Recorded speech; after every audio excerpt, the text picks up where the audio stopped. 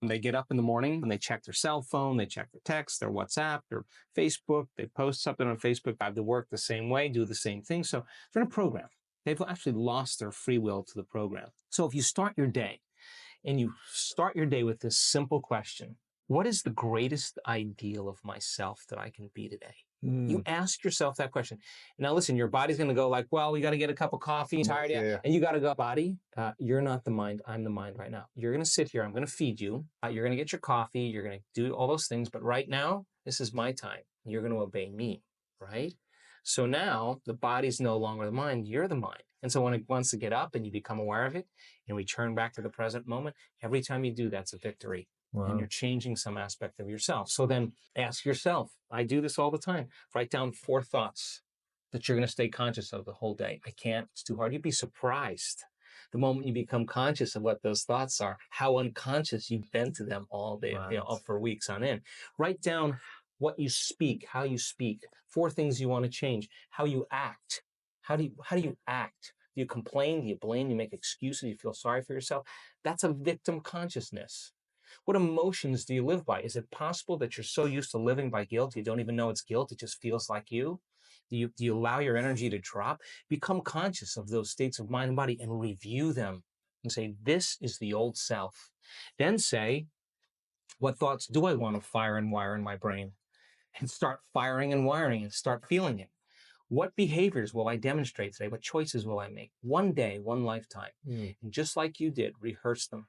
Rehearse the whole entire thing. Yeah. Begin to install the neurological hardware in your brain. And if you keep installing it, the hardware is going to become a software program and you're going to start thinking and acting that way. And then here's the tough part. Can you teach your body emotionally what your future is going to feel like before it's made manifest? And don't get up until you feel that way. People wake up in the morning, they begin to think about their problems. Those problems are circuits of memories in the brain. Each one of those memories are connected to people and things at certain times and places. And if the brain is a record of the past, the moment they start their day, they're already thinking in the past. Each one of those memories has an emotion. Emotions are the end product of past experiences. So the moment they recall those memories of their problems, they all of a sudden feel unhappy, they feel sad, they feel pain. Now, how you think and how you feel creates your state of being. So the person's entire state of being when they start their day is in the past. So what does that mean? The familiar past will sooner or later be predictable future. So if you believe that your thoughts have something to do with your destiny, and you can't think greater than how you feel, or feelings have become the means of thinking, by very definition of emotions, you're thinking in the past. And for the most part, you're going to keep creating the same life. So then people grab their cell phone, they check their WhatsApp, they check their text, they check their emails, they check Facebook, they take a picture of their feet, they post it on Facebook, they tweet something, they do Instagram, they check the news, and now they feel really connected to everything that's known in their life. And then they go through a series of routine behaviors. They get out of bed on the same side, they go to the toilet, they get a cup of coffee, they take a shower, they get dressed, they drive to work the same way, they do the same things, they see the same people, they push the same emotional buttons, and that becomes the routine, and it becomes like a program. So now they've lost their free will to a program, and there's no unseen hand doing it to them. So when it comes time to change, the redundancy of that cycle becomes a subconscious program. So now 95% of who we are by the time we're 35 years old is a memorized set of behaviors, emotional reactions, unconscious habits, hardwired attitudes, beliefs, and perceptions that function like a computer program. So then a person can say with their 5% of their conscious mind, I want to be healthy, I want to be happy, I want to be free. But the body's on a whole different program. So then how do you begin to make those changes? Well, you have to get beyond the analytical mind, because what separates the conscious mind from the subconscious mind is the analytical mind. And that's where meditation comes in, because you can teach people through practice how to change their brainwaves, slow them down. And when they do that properly, they do enter the operating system where they can begin to make some really important changes. So most people then wait for crisis or trauma or disease or diagnosis. They wait for loss, some tragedy to make up their mind to change. And my message is, why wait?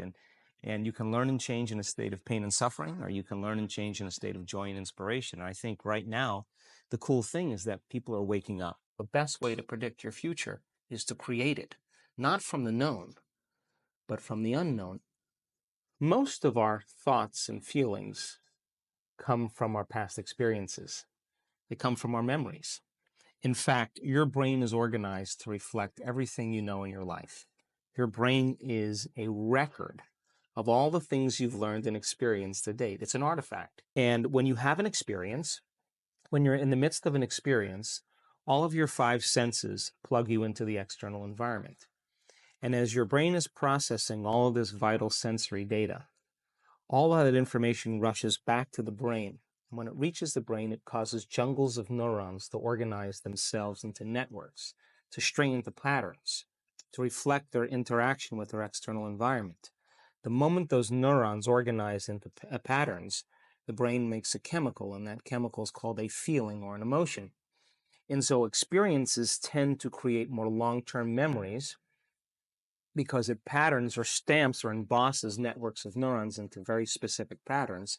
And then the emotional quotient helps us to remember the event. We learn something new intellectually, we also cause networks of neurons to form. The Nobel Prize laureate Kandel in the year 2000 found that when people learn just one bit of information, they doubled the number of connections in their brain from 1,300 connections to 2,600 connections. So if they didn't review that information or repeat it, the connections pulling apart. So we know then that learning semantic information begins to organize circuitry in the brain, and experiences enrich the brain.